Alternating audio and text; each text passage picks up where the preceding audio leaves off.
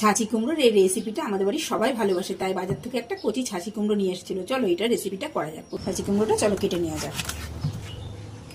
একদম কচি, দেখো ছাঁচি কুমড়োটা ছাড়িয়ে নেওয়া যাক। এবার কুমড়োটা এরমভাবে কেটে নেব।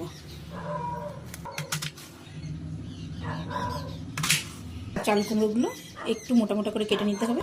একটু হালকা করে চিড়ে নিলাম। এইভাবে আমি সবগুলো চাল কুমড়ো হালকা করে চিড়ে নেব।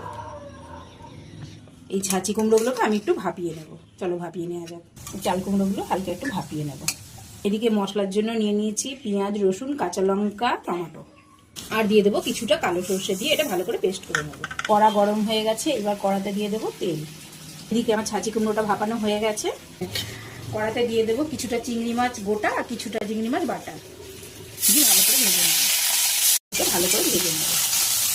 এর মধ্যে দিয়ে দেবো নুন আর দিয়ে দেবো কিছুটা হলুদ দিয়ে এটাকে একটু নাড়াচাড়া করে নেব।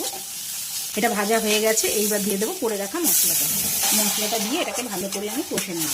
যতক্ষণ না এটা থেকে তেল ছাড়ে ততক্ষণ এটা আমি কষবো।